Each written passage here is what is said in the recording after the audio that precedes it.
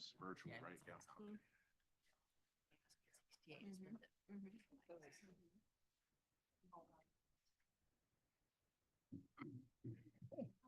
Good, how are you? Fun. All right, here we go.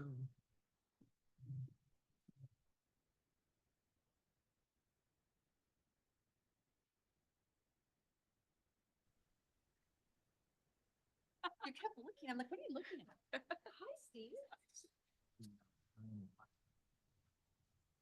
Oh,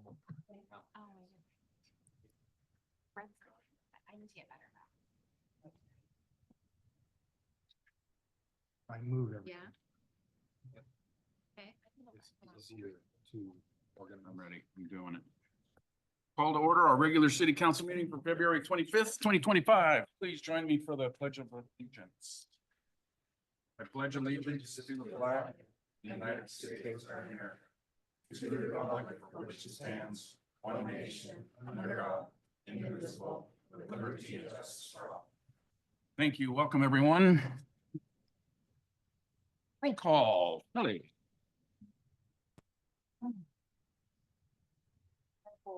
Mayor Grover, Present. Councilmember Overhauser, Present. Councilmember Schmidt, Present. Councilmember Bartels, Present. Councilmember Bebop, Present. Councilmember Nazaro, Present. Councilmember Labar, Present. Councilmember Costa. Present. Thank you. On the agenda, this is our opportunity for citizens to comment to our city council, provide testimony. If anybody out in the public here wishes to speak, now is your opportunity. Anybody out there? Shy group? How about anybody joining us via Zoom? Going once? Going twice? Okay, let's move on to our minutes from our February 11th. Oops. You've had an opportunity to look at the minutes from our February 11th council meeting. If there's no corrections to those minutes, I'd accept the motion to approve them. So moved. No correction, Mayor. I just wanted to say that your replacement did a great job. Yes, she always does. Thank you. Thank you, Teresa. Motion and a second. All in favor, say aye. Aye. Opposed, nay. Thank you. Our minutes are approved. Vouchers 2024 and 2025. Cindy. Thank you. This is the last meeting that we'll be looking at 2024 vouchers. We will be closing the year probably by the end of this week. So for the last time, our 2024 vouchers are $54,557.69 and 2025, $868,114.28. Your Honor, the Finance Committee reviewed these items and I would move for approval of the 2024 vouchers. Second.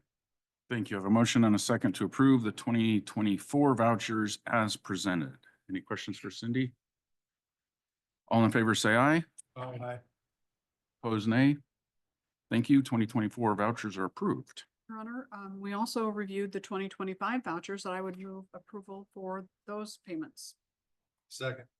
Thank you. I have a motion and a second to approve the 2025 vouchers as presented. Any questions for Cindy? All in favor, say aye. Aye. Opposed, nay. Thank you. Cindy, 2024 and 2025 vouchers are approved. We didn't have any claims for damages, and you can see that small contract that I signed with River City Glass. And this is a part of the agenda that I'm really going to like. Swearing in of Officer Jessica Bakken. Officer Bakken, come on up.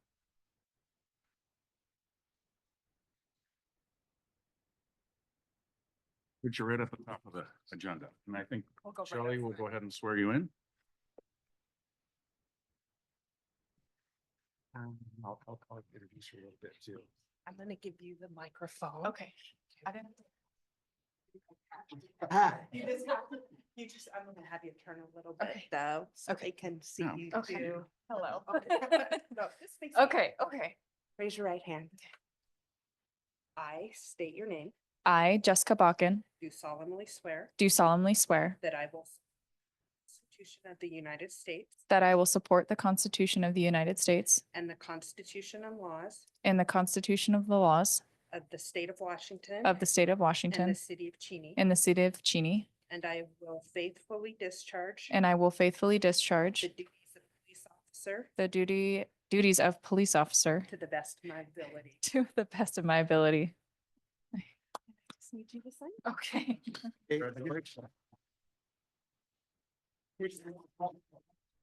Jessica and how she ended up there. First of all, she's a Yakima kid. Yeah. Went to the same high school as my daughter, 2 years behind my daughter. And then she became a police officer for Spokane County Sheriff's Department. She was experience with Spokane County Sheriff's Department.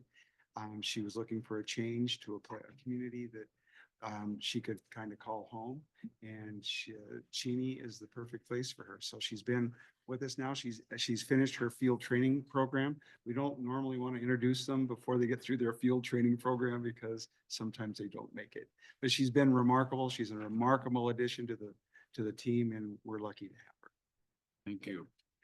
Officer Buchan, why don't you come on up and shake our hands? I'd like to welcome you aboard here. Stand right there and you can go. Don't come up. Thank you. Yeah. Welcome aboard. Welcome, Cheney. Thank you. Welcome. Thank you. Thank you.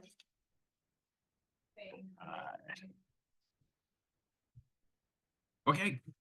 Officer Riley Nicola. Come on up, Riley.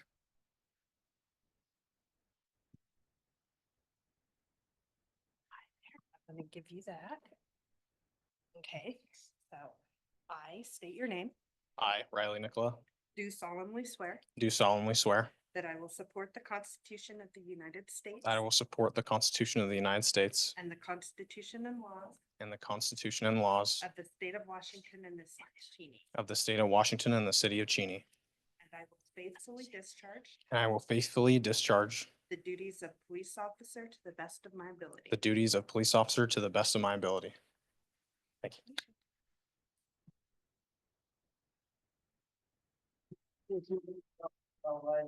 Riley is a Spokane kid, but actually he's kind of a West Plains kid. He grew up in Spokane, but he went to school in Reardon.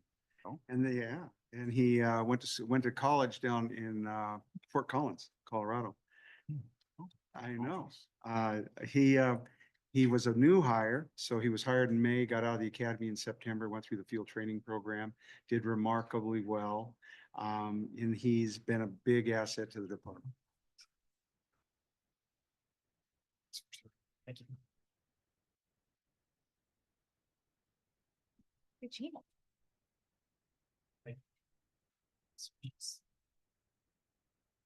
Wonderful. Well, welcome aboard, Officers Bakken and Nicola. We're gonna enjoy having you on the force with us. We're good there. We don't have any appointments, but we do have a handful of action items today. And the first one, Todd, if I could have you come up. This is resolution F331, equipment rental backhoe purchase. Go ahead, Todd. Or just backup. All right. Yeah, this was originally kind of presented as a lease with an option to purchase, but after talking with Cindy and Mark and presenting this to the finance committee, it was kind of presented to go ahead and purchase it outright instead of going through the lease program. This is our equipment rental fund. As you recall, we did surplus the 2009 Case backhoe. Couple reasons. Case is really no longer supported in this area where it's hard to find parts. And this particular backhoe was a 2009, so it was aging out fairly well. So this was the opportunity to surplus that. I'm happy to say that backhoe didn't go quite up to 60, but it wasn't at 25. It was right around that mid range. I think we sold it right around 40,000 or 44,000. I don't know. That's Yeah. good to know. Yeah, Thank you. so compiled with what we've been collecting for fees for that, will go towards the purchase of this new cat backhoe. So with that, I'll be happy to answer any questions. Thanks, Todd. Any questions for Todd on purchasing a new backhoe? Well, Yeah. 2020. I have one. Go ahead. Just because we talked about this in subcommittee in Public Works and then we talked about something totally different and then now this is a proposal. So we got 44 from the old tractor. That's great. Can you tell me the difference, and maybe it's just any question, sorry. The difference between what we were gonna pay for that lease and what we're doing now?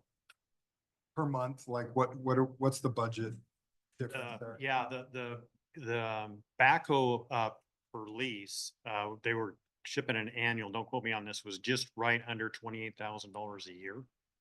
To that end. Yeah, That that's what was I a thought. 5-year lease. Yep. And then an option to buy, I think, for, 95,000. Yeah, it's been a while since I looked at that, but that's a Okay. lease option. So we'd have like 28 times 5 plus 95 to buy out. Yeah, it was running up about 178, Right. to that end, and then you would take a look at that line after 5 years. But, we keep these things for a long time, obviously 2000 for 15 Right. years. And if we have the money in hand and we purchase it, then we don't have to worry about, payments. And even trying to keep track of leases, in Cindy's world, it's very difficult to kind of keep track of those leases. Right. Think about the equipment rental fund as well. And Right. then as people use it, we rent it to ourselves. So they rent it from the equipment rental fund. So we're able to grab Offset. money for it to help, to offset the maintenance and everything on it. And so there's money sitting in on this current one to put towards this as well. Yeah. So between the sale and this one, there might be a little bit on there that we might have to, do some creative internal financing on, but the only one that's gonna win in that lease, in something like that is the lease company, because Right. they're, they win on that. And. if Yeah, we in the can do long that run, this is way better. It is way better. And we do keep our pieces of equipment. Our staff takes incredibly good care of them. So we keep them till the wheels fall off.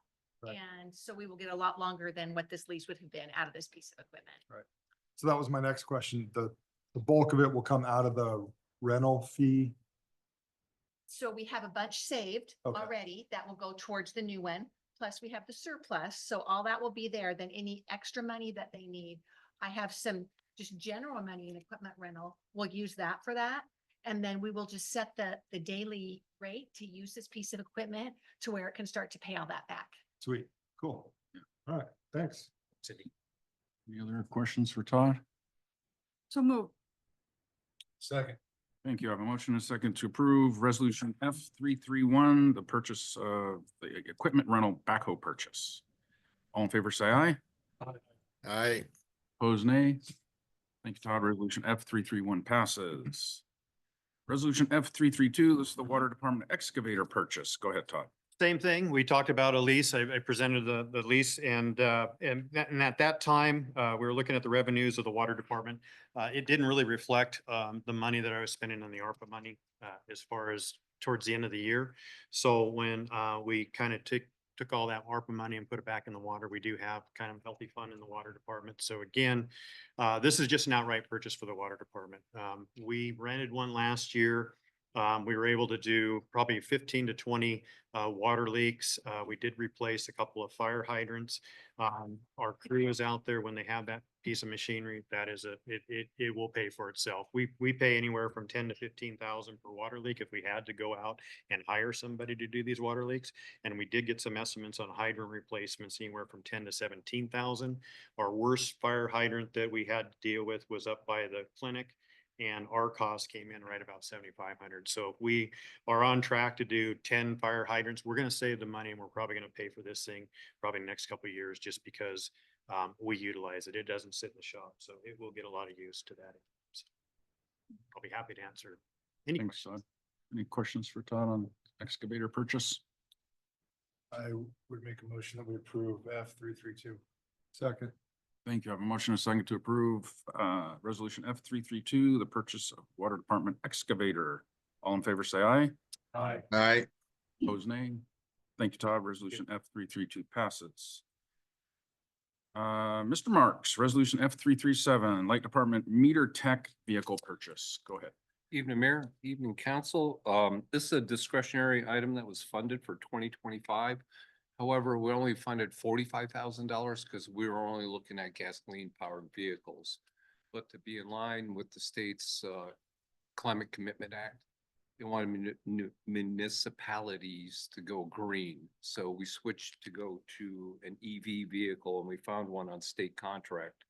So there's two items I'm asking for. One, I need to request a $26,000 appropriation increase for this vehicle. State contract price is $74,800, but it's a $10,000 rebate, which drops it down to $64,800. It's 8.4 percent sales tax, which is about $5,443.20 in tax, which just brings it under $70,300. So at the 26,000, that'll bring the appropriation up to $71,000. It's a four-door Chevy EV pickup. I'll have to buy a cap cover for the back so we can lock it up. And then we want to buy some conservation stickers with the City of Cheney logo on it and make an advertisement out there in the community for the meter technician. So having said that, I'm looking for approval for an appropriation increase and then the purchase of this vehicle, if there's any questions. Thanks, Steve. Any questions for Steve on this? Increasing? Yeah, Yes, go ahead. Steve, you think probably over the life of the budget this year, you'll find $26,000 approximately in your existing budget to cover this, or? Yes. Yeah, okay, thank you. Thanks. With that, if nobody else has questions, I would move for the approval of resolution F 337. Second.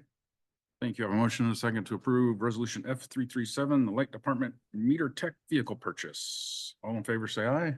Okay. Opposed, Aye. nay. Thank you. Resolution F 337 passes.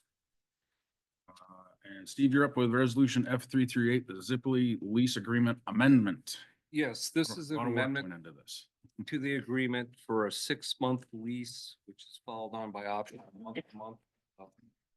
For an additional 6 months at $3,500 a month. Just for the history of this, back in November of 2019, we signed a contract with Patera, 5-year terms with, I think it was 3 additional 5-year renewals. In 2023, Patera signed this lease over to Zipley. Zipley had this for the negotiations for the first term ending here at the end of this past November to renew for another 5 years. We went through negotiations back and forth, and then the negotiations went completely silent. Issued a notice of termination for the agreement. We think it was better to not have them occupy the server room. Currently, they lease 2 fiber from the city fiber, and they occupy the server room with their equipment. Since we couldn't come to an agreement, this basically gives them less than a year now to vacate the premises, find their own fiber, and set up their own server room. This was negotiated with Mark and Mike last week. I was gone last week, and they did the final touches on it. If you want to add anything? Yeah, it was a kind of frustrating negotiation, to be honest.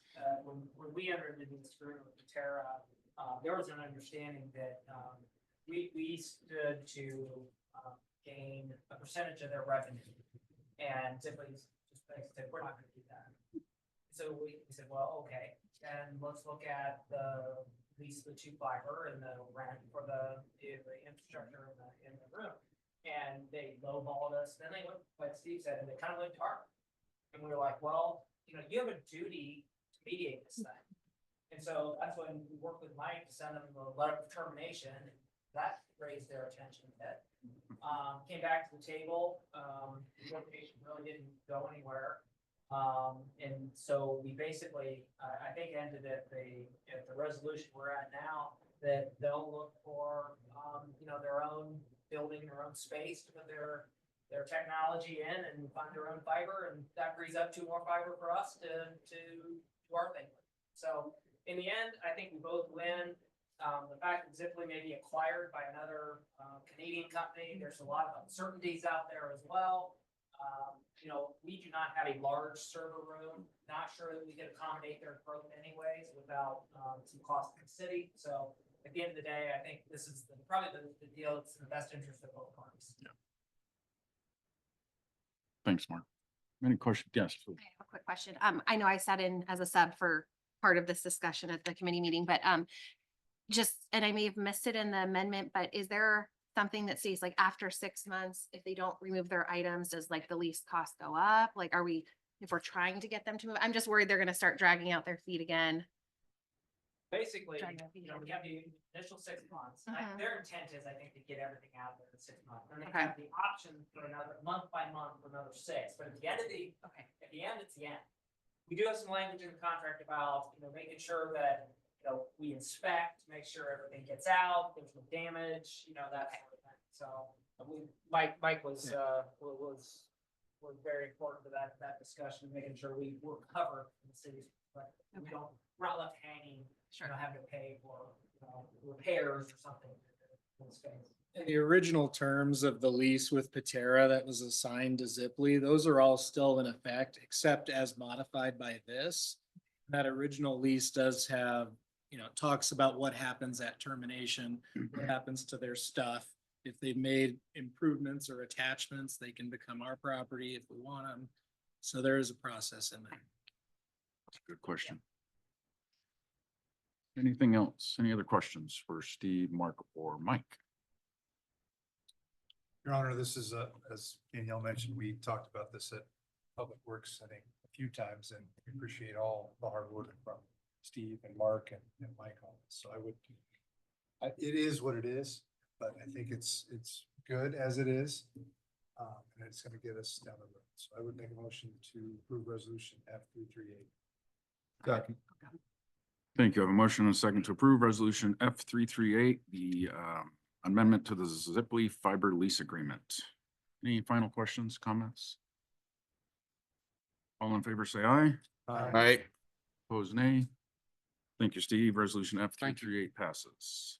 Chief Jenkins, resolution F339, this is the Deputy Fire Chief of Ops Emergency Response. Correct. Good evening, council. Before you tonight is also a discretionary request item that was funded for the 2025 budget. What we're requesting is an emergency response vehicle for our deputy fire chief, Deputy Chief Anderson. More supporting that operations role that he's been recently assigned to when we rearranged the fire department hierarchy structure. This will allow Chief Anderson to have his gear and equipment and available for him to help assist when we're getting doubled up, tripled up calls or calling back for fire situations. This afternoon, we had a fire in Fire District 3 that the engine responded to immediately.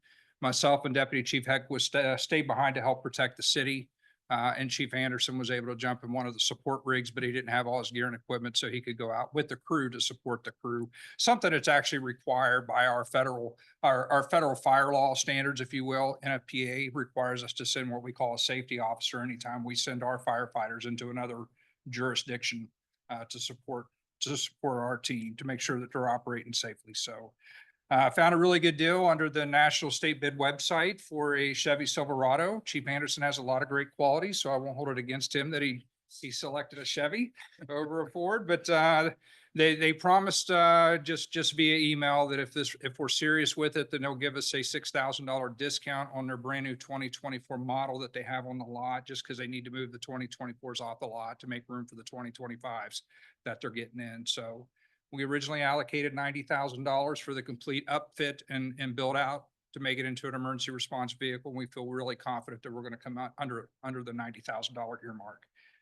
So requesting your approval, if you may, for $55,000 for the purchase of the vehicle. It's $59,620 with taxes for the purchase of that vehicle. Happy to answer any questions.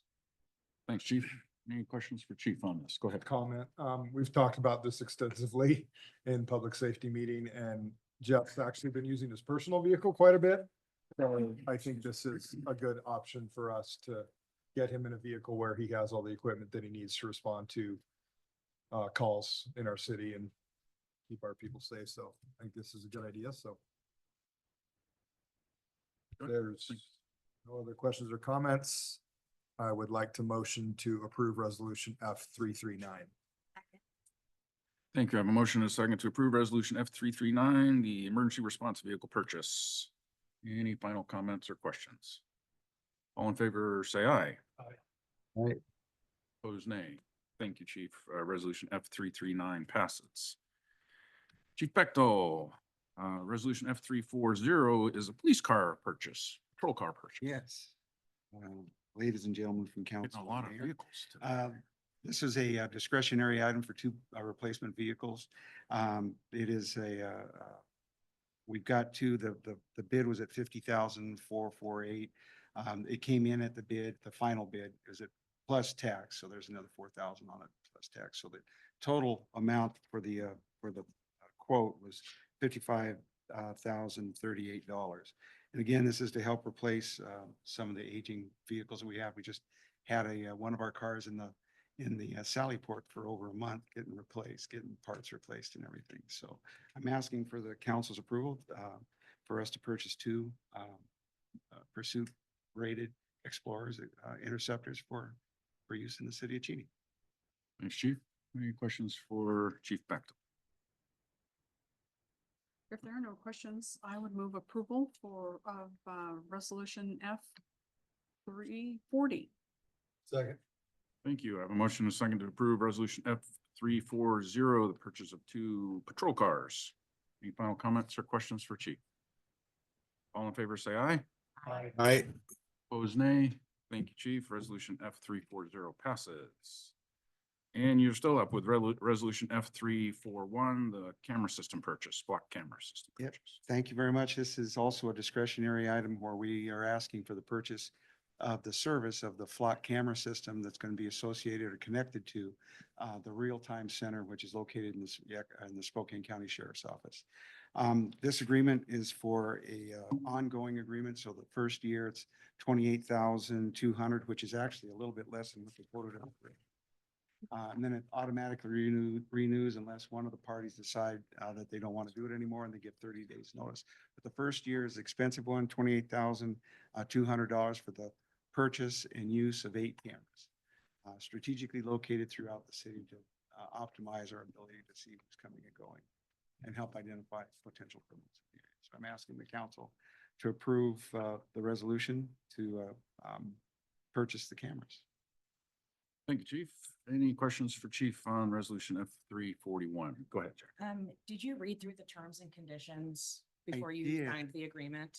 Oh, I didn't sign it. Okay, we haven't signed it yet? No, no, no, Okay, no. I did read. I heard that there was a question about the yes. possibility of them selling it. Third-party access to the data. It's Oh. in the terms and conditions. Right.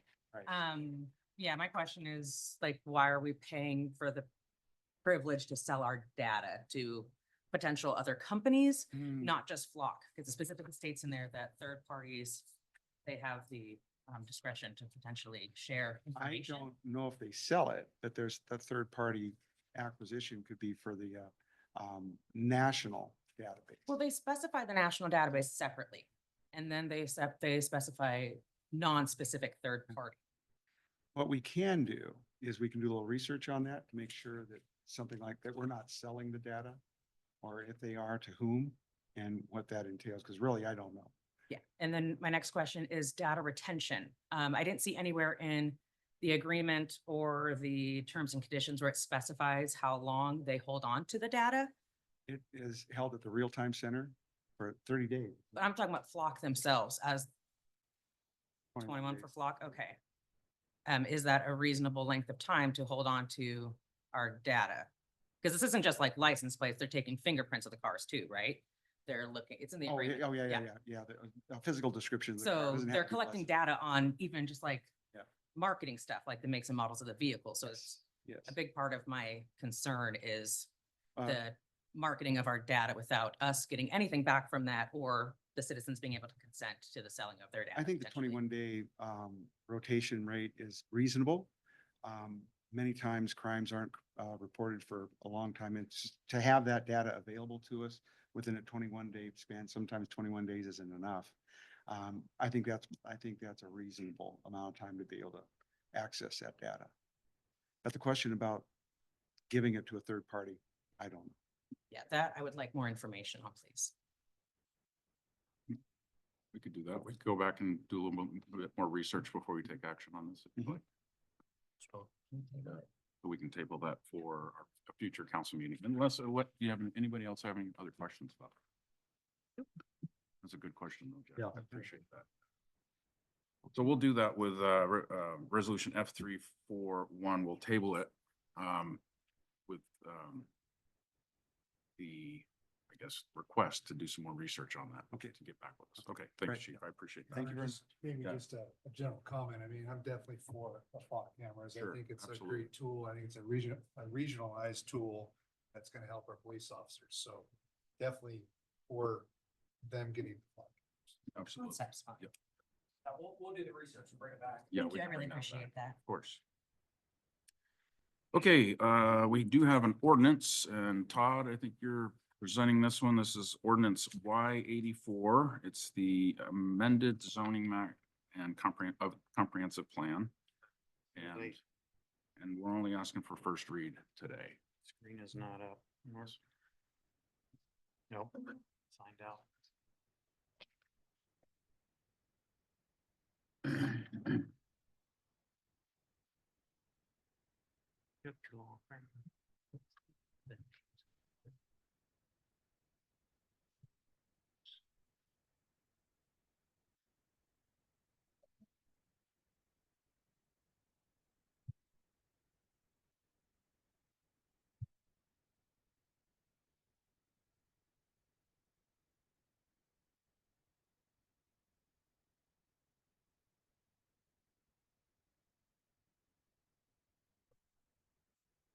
What's that? I just gotta make you go. Oh, okay.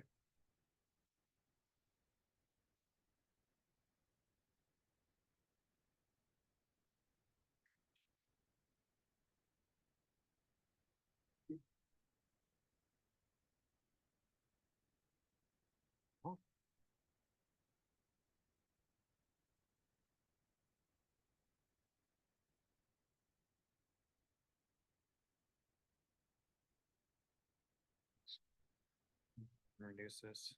There we go. Yeah, the Gillingham Comprehensive Plan Amendment. We'll kind of go through this PowerPoint. I'll kind of move fast through some of it. If you have any questions, let me know. Brett gave me the PowerPoint, didn't have time to really review it, and he left 39 slides in here. So we'll get through this as fast as we can. But we'll go through, I believe Mr. Hume is here today to answer any questions about this site in case we have it, but we'll go through this process. Comprehensive Plan Amendment and Zoning Map Amendment, the project proposal. Basically, the comprehensive plan zoning, concurrency and comments, criteria for approval, and then what the recommendation came out of the planning commission. So just kind of an overview, the comprehensive plan amendment is where an applicant makes an application with the city to amend the comprehensive plan, change the map designation.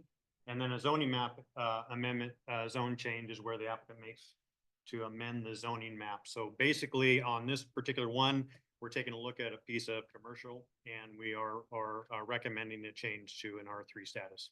And with that goes the map amendment, which basically changes the color on the map.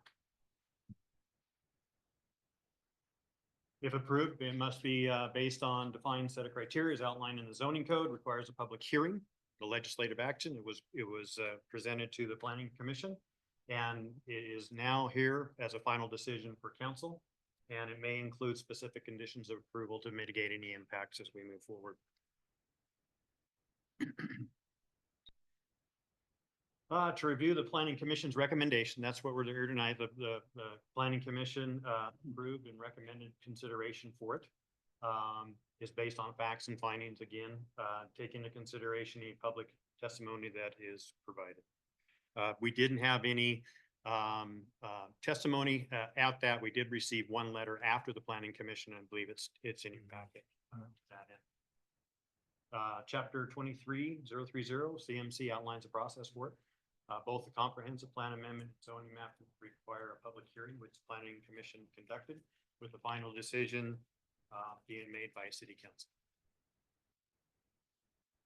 Notice of application hearing, application to provide notice of application. So when we have an application of this nature, we take a look at 300 foot around the whole perimeter, and we do send out letters to every address in that.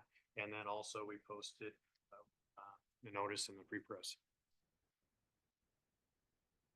Kind of the project timeline, application was submitted last November. We deemed it fully complete or basically vested on December 9th.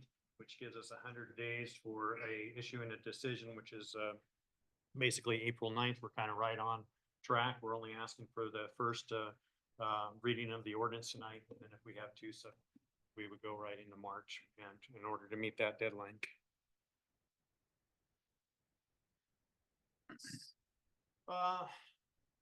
Basically there's two parcels that we look at. The entire parcel is currently zoned commercial and it's raised, it's back behind the F&M Center. I can kind of get my bearings and I'll try to, whoopsie. Sorry. Nope. Okay. Still here? Okay. Anyway, you can see my pointer right through here. That is the subject area. Right in front of it is the F&M Center. Further north, right up here, this is the Oaks. And 904. So that subject area is back behind right off of 904. We call Andrus Road. This is basically an undeveloped road. It kind of curves right off of First Street, goes right in, and then it kind of exit out on Cheney Spokane to get your designation. A little over 3 acres for that site. Todd, can I ask you a quick question there? Sure. Is the exit entrance going to be on that Andrus side and no exit entrance onto First Street, or will there be The both? street network goes all the way through. So will, it would be okay. presumed that we would continue that network, making that kind of a condition of approval that we do have access on both sides of the area. Okay. And there was a traffic study designed with that in mind, PMs saying that I think they said 95% would go out probably First Street and only 5% would go out Cheney Spokane Road, but that was based on their study. Oh, really? Yeah. But we don't know until start counting the cars. Okay. Project site, you don't see much. We are, the property is sandwiched in between the railroad tracks and the F&M Center. It's kind of a narrow piece of property and then it drops off fairly rapidly to that lower section of tracks if you've ever been back there. That's the Andrus Road, not developed. Can't see any curbs or sidewalks at this point. That is the railroad tracks below, kind of way up high. It's kind of shooting down there. That's the other section of road as we look on to, I think those yellow signs back there are probably the Cheney Spokane near the railroad tracks in that area. Current land use map amendment in that particular property is generalized, the commercial. You can kind of see it up there. Pointer is really slow, but I'll try to say it's not. Yeah. There. And that is the general commercial purpose in our land use. So the proposed would be multifamily in that same section. Again, there's a subject site. You can kind of see the building and address location, the F&M Center.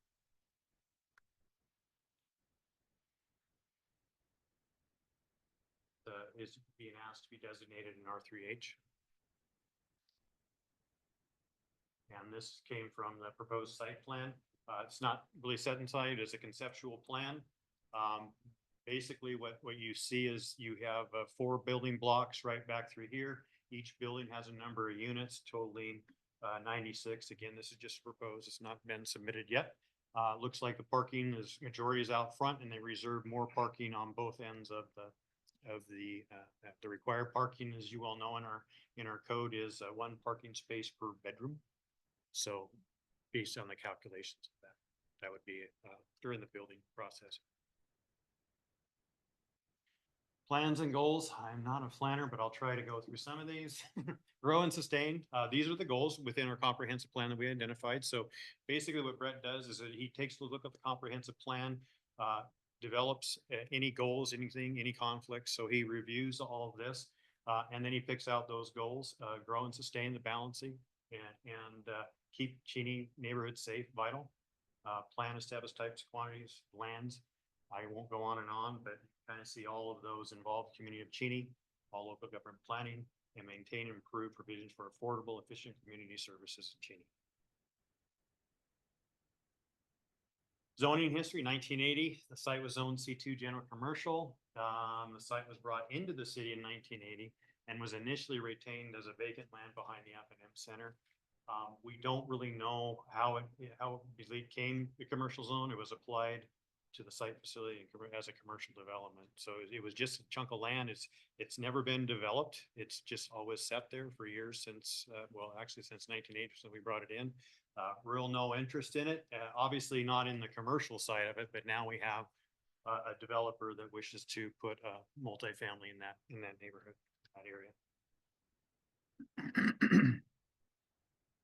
Amendment is necessary to resolve inconsistencies. To move forward, they propose mixed-use residential development. Comprehensive plan amendments is needed to amend the local map of our 2017 through 2037.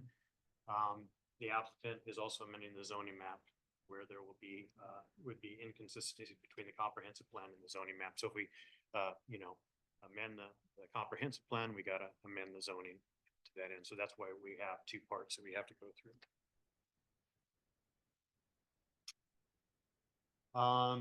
Amend the plan will not adversely impact the general public safety and health and welfare of the city of Cheney. The site is located within the city of Cheney limits and adequately serviced by police, fire, electrical, and public works services. We do have utilities down there. We have a sewer and the water right up behind the F&M Center.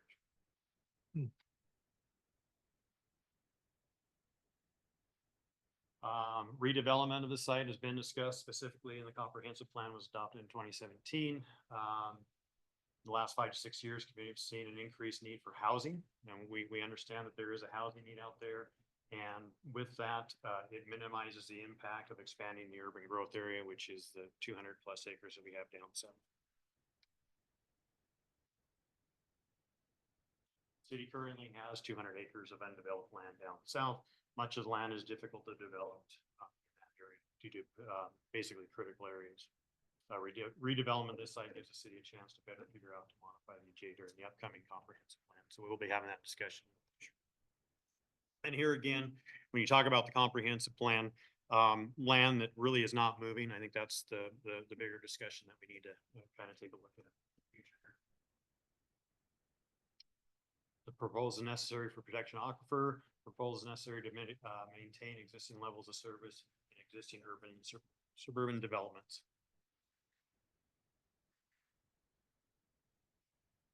Yes, this map amendment meets the overall intent as well as goals and policies of the comprehensive plan. I think that was basically the criteria that we're taking a look at. And consistent with the RCW, the Growth Management Act. This includes reducing the sprawling. This also meets the intent of the countywide planning policy, citing facilities of countywide significance. Brett does his homework.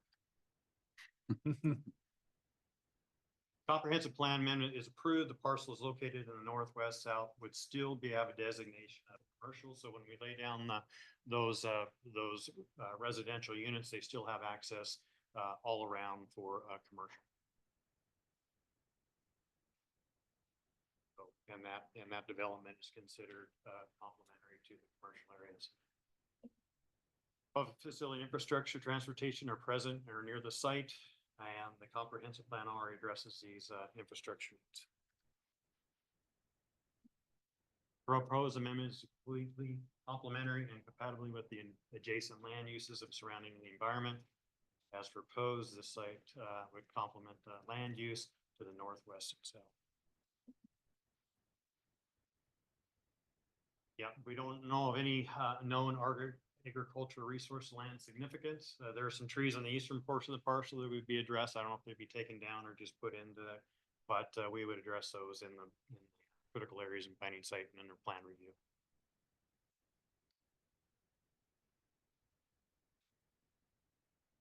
Obviously, we know there's a current shortage of houses of Greater Spokane area. The proposal is a rezone from C2 general commercial to R3H high density. And would help alleviate some of the housing needs. The current site has been occasionally challenged with public safety. When the owner got in there, the new owner, they did remove a lot of stuff that kind of said that there was people living down in that lower section. So Randall Gillingham got in there with his equipment and cleaned up the site so far and kind of leveled it out for us. With the proposal, positive. Underutilized the site support by nearby commercial.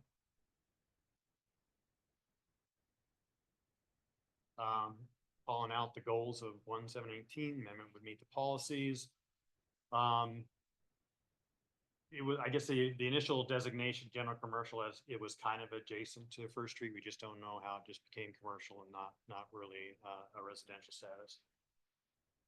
I imagine the visibility challenges was the subject. It was kind of a secondary lot behind First Street. Road would be retained as a natural buffer area. Not many trains travel on that particular track. So it is right up, that apartment is right up against the tracks. Distribution letter was submitted on December 9th. Dura Engineering, basically Bill White is our traffic engineer that reviewed Sunburst basically proposal, looked at it, and we're right on track. They're projecting through their model that it would generate about 572 weekday trips, mostly what we call the AM peak hour and the PM peak hours, 23 in the AM and 45 in the peak PM. And they're saying that distribution would be mostly on 904.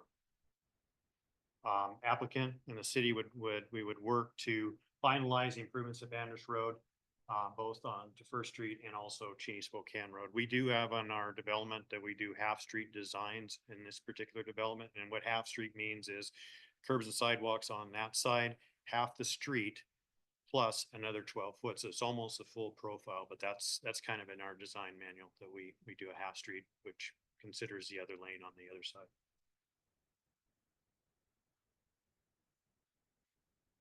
Again, we didn't receive any comment letter. There was one that was received on February 14th, and it is in your packet. The Planning Commission recommend consideration of this application as a comprehensive plan map amendment and zoning map amendment would help alleviate the housing in Cheney. And it is consistent with the city's comprehensive plan, and staff again recommends a first reading ordinance. I think that's a record. Anyway, I'd be happy to answer questions. Like we do have a gentleman here that is representing Randall Gillingham to that end, but I'll open up for questions. Thanks, Todd. Appreciate that. Again, we're only asking for the first reading, so there's opportunities for more comments if needed or questions from council as well. So any questions for Todd on this ordinance? Quick comment. Yes. I think this is really smart. This is a really good use of that spot. And it addresses a very real need. And that's a great location for dense housing. Like that's what we should be doing when we're talking about infill. So I think this is a really smart move. Yes, Just to Danielle. echo what Jackie said, I agree. I also think what Brett had said about it not really working for commercial because you're not on First Street. There's no visibility, like the likelihood of somebody actually using that for commercial, slim to none. So I agree. Anything else? Go ahead. Yeah, I'm just curious, is the nearest STA stop, is that right out front of the daycare spot there across from Yokes? Yeah, I believe it is. Well, that's the nearest shelter, Yeah, but I think there there are is stops stops. along the way. I'm not too sure. I think the nearest stop, if you went back on 904 and you started heading towards the downtown, there's that shelter that's right by Yeah. the AAA motel. That would probably be the nearest. Closer. Yeah. Okay. That one's within Not walking crossing the distance. street. Yeah. No. Yeah. across the street. But at least there, the crossing had a light. True. Unlike the one that's a few blocks down by the Chevron. where Yeah. there's No. There was one concern about, okay, when we get people in there, do we try to understand where they're going to cross? Obviously, they have a crossing light at the intersection of Cheney Spokane, but if they're crossing in any other areas across First Street, obviously we'd have to work with DOT to kind of come up with some type of crossing plan. Right. Any other questions? Paul, did you have anything to add? All of, looks good to me. I agree with the comment that it's a good location and a good use of that property. So I'm in support of the ordinance in the first reading. Thanks, Paul. That said, I'm looking at Teresa. I'm We like to sorry, do the Your first Honor, read. I was thinking about bus stops right there. I would, hang on, I got it right here. I would move for the first reading of ordinance Y84 in title and summary form only, and that it come to us for subsequent meetings for, further review. Second. thank you. I have a motion and second for the first reading of ordinance Y84 in title and summary form only, and that subsequent readings be brought before you all in a subsequent city council meeting. Any final comments or questions? All in favor, say aye. Aye. All right. Opposed, nay.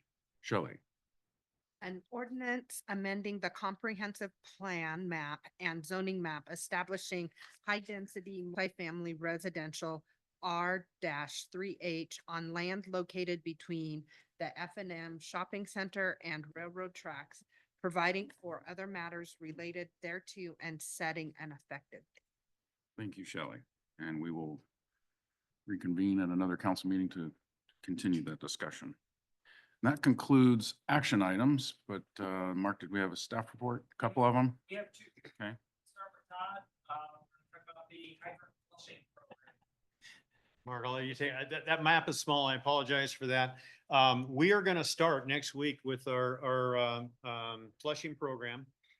Since we are early in the spring and we know that we'll be bringing well 3 online probably around mid-March to late March, we want to kind of take a look at the sections that we're going in. Section 1 is, if you can see it, it's right in the center section of town, but that is where all of the reservoirs are. We are going to try to create a one-way flush. We don't want to turn on any other wells that have a potential to push one way when we're trying to flow out the other. So if we start close to the reservoirs, we're pushing out from one way. We think it's the less disturbing on stirring up the system. So we are going to work from 1 down to 2, 3, and 4 towards that town, then come up in 5, 6, and 7 on the other end of town. We're going to hit it hard. We do have a new hire hopefully coming on board in March, but right now we're just going to utilize the 2 that we have for distribution to go ahead and do that. Basically the flushing program until we bring more personnel on and the construction gets busy towards the spring and summer. So hopefully we can get a lot accomplished maybe this spring. We believe that well 1 and 2 can keep up. Obviously when well 3 comes online, those 3 wells are right around the reservoirs. We're going to try to keep basically 6 and 7 off and 8 off, which are out of town that potentially pushes into the system. So we're trying to create that one directional flow and see how that works. We will be putting out text alerts. I'm giving that training to our supervisor as we're moving. So you'll probably see if you get on our website and sign up for the water text alerts, he will be texting you the progress as we go. We'll kind of keep the website pretty much updated as we finish 1, moving to section 2, 3, and 4. With that, I'll be happy to answer any questions. And when it is going on, anybody wants to talk to me, hey, can I go out and take a look at this, see what they actually do? Certainly, we'll track them down and see how that goes. It's pretty amazing what comes out of the fire hydrant for a little while, but then it tends to clean. It tends to clean right out. Hopefully. Thanks, Todd. And you have another one, Mark? Do you have something else? I'd like to invite Chief Bechtel up. He has a minute. Yes, thank you. This is my last city council meeting. Because of health issues that have come up here, and even more profound more recently, it's become glaringly apparent that it's been remarkable. I was thinking about it today. I came to Cheney in 2008. I retired from the State Patrol in 2008. I was retired for 2 days that time. I retired on a Friday and came to work on Monday at Eastern Washington University. And I was up there for 2 years, and somebody from down here approached me and asked if I would consider coming to work for the city of Cheney. And I said, absolutely. Absolutely, I'll come down there. And I came down here and I was a patrol sergeant, then a detective sergeant, then captain. And as you all know, I retired for a little over 1.5 years. And I am going to be forever thankful for Mayor Grover and for Mark Schuler for giving me the opportunity to lead the police department. I think we've done some remarkable things in the 2.5 years that I've been there. There's a lot more to do, but Lieutenant Oakes, he has it well in hand. This will mark my 46th year in law enforcement. Wow. Which is almost double what normal people do. I used to kid with Mark. I said, well, I think you guys are going to have to fire me because I'm too dumb to quit. So I just want to thank everybody. I've met so many wonderful people in the city.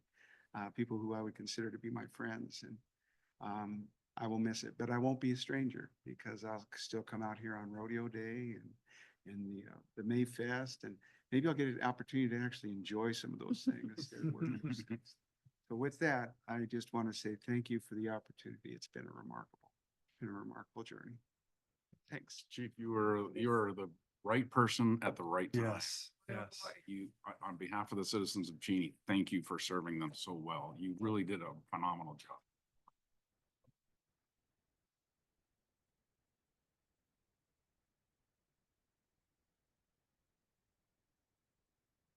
We wish you the absolute best. Doesn't make it any, No, it doesn't.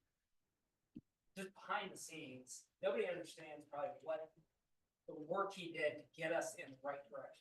Yeah. We're forever in his debt for doing what he did to get us on the right track, and he's right. Lieutenant Oaks is, a capable person to keep the department going while we consider our options for, hiring a police chief in the future and things, but so glad that we're gonna bring Rick back, and I promise you, it's not gonna be like The Godfather. Every time you think you're out, we're gonna pull you back. We're not gonna do that. We're gonna let you go, enjoy. Enjoy being a grandfather, enjoy your life, yeah. Do all the things you like to, go ride your motorcycle, because every time you rode it, I got nervous. You don't have to get quite so nervous anymore. Yeah, just thank you for like. Yes, absolutely. Yeah. No more staff reports? Okay, for mine, congratulations to the city. Once again, we are recognized as a well city, and why that is so important, not only because we're a well city, but it's a 2% discount on medical premiums. So keep it up. Thank you, Carrie and the team for back to back to back to back. I don't know how many years we've been well city, but it's significant, quite a few. Thank you. And also, I didn't know if Cindy wanted to mention this, but I'll steal your thunder, but the bond rating, that AA+ bond rating for the aquatic facility, just got notified again. Thank you for all your help, but that's going to stay AA+, which is huge for us and huge for the citizens. So thank you for all the work that goes into talking with S&P Global rating and keeping us with a AA+. Spent a couple days in Olympia, meeting with our legislators last week. I thought that was very productive. We always want to make sure that we're singing Cheney's praises and also making sure that they know our perspective on a lot of the initiatives that are coming out. So with that, that's the last item for the public, but we are going to go into a couple, go ahead. Oh, yes. Does somebody have to make a motion for? Your that? Honor, I would move that we amend the agenda to add an additional item for the executive session. Yes, because I don't have the citation. Yes. Oh, right here. So the amendment is to add another executive session. RCW 42.30.110 to consider the minimum price at which real estate will be offered for sale or lease when public knowledge regarding such consideration would cause a likelihood of decreased price. However, final actions for selling or leasing public property shall be taken in a meeting open to the public. So, second? So the motion is second to add this executive session. All in favor, say aye. Aye. Right. Opposed, nay. Okay, so we'll add that to thank you for the amendment on that. But the first executive session, sure I'm here. Oh, I'm sorry. Let's do council reports before we do this. Go Okay, ahead. two Teresa. real I'm quick sorry. things. One, what you don't understand about, or what hasn't been mentioned about the bond rating was that the rules changed in between the two bond sales. And Cindy had a whole bunch of different things that she had to do. So it was like starting over. And it includes things out of our range of control, like how the county operates. And so it was like double special, triple special work. this time, because it was completely new. So that's that. Yes. And then I think the chief is really retiring because he knew I was gonna win that chili cook-off next year. And so I guess we'll never know. Thank you. Thanks, Teresa. Vince? I also wanted to say, I truly hope you enjoy your retirement, and next time I see you in Cheney with your radar gun, I hope it's on the baseball field again. Yeah. That's right. I'm gonna try to keep it together. For my report, I really just wanted to highlight your leadership. I didn't know that you were gonna be retiring, but I really wanted to highlight the fact that you have gone above and beyond. Anytime I've had a request, anytime I felt that maybe we could be more transparent in some areas, you have done exactly that and then some. Recently, I asked for the police policy manual to be published on our website.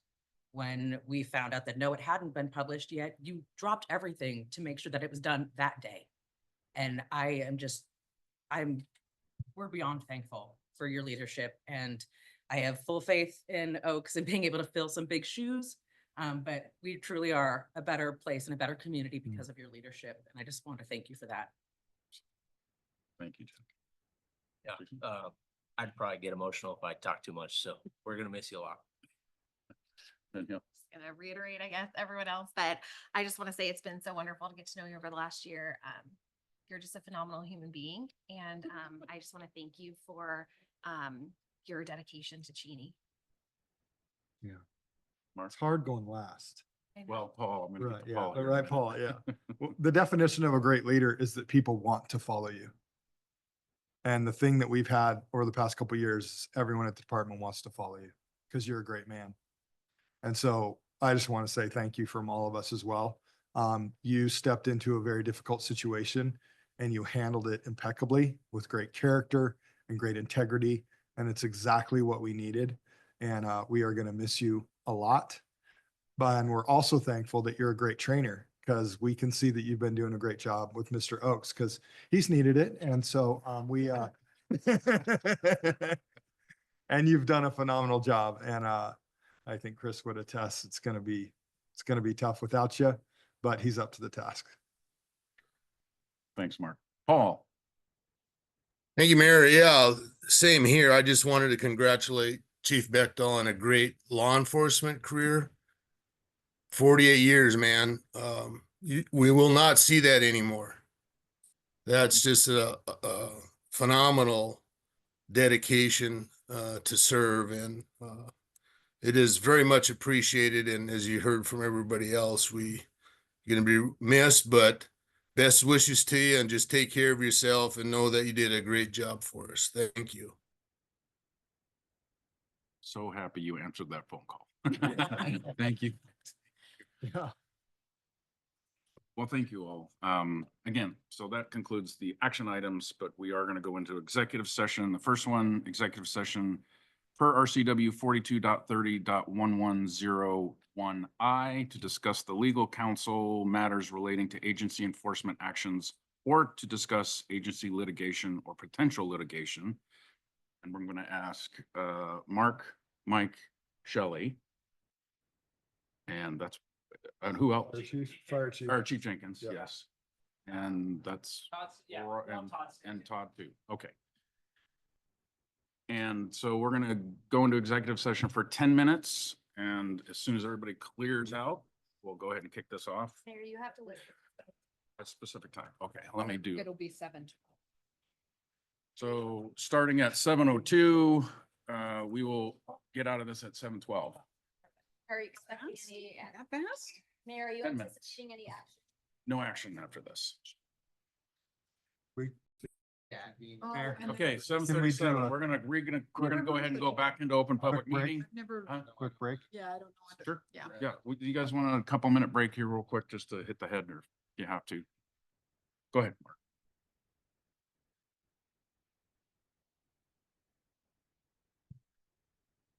Yep, we're gonna, Last man standing. so. yep. We're gonna- What's gonna, Dedicated And to we the appreciate that. we're back in open public meeting now. Two more Yeah. I'm gonna, ask for like a 3 minute. Yeah. 3-minute break real quick, just if anybody has to hit the head, get some water, whatever. Okay, we're gonna go into another executive session as per RCW 42.30.1101 Bravo. B, to consider the selection of a site or the acquisition of real estate by lease or purchase. And we will be in executive session until 7:56. Will action be taken? Don't think so, not on this one, not on this one. No action will be taken afterwards. Okay. Okay, we are back in open public meeting and we are going to go into another executive session. Stand by. Where's my verbiage? Okay, we're going into another executive session as per RCW 42.30.110 to consider the minimum price at which real estate will be offered for sale or lease when public knowledge regarding such consideration would cause a likelihood of decreased price. However, final action selling or leasing public property shall be taken in a meeting open to the public. We do expect action to be taken after this executive session. And, No. oh, we don't. No. Oh, okay. No action is, okay, we're not gonna have any action. Okay. And it is 7:57 now. We thinking 15 minutes? So 15 minutes will take us to 8:13, is that right? Or 8:12. Okay, we're out of executive session, back in open public meeting to conclude our meeting. Make a motion to adjourn our meeting. Sure. Motion is second. All in favor, say aye to conclude our meeting. We are concluded. Thank you. Welcome back. Thanks for serving.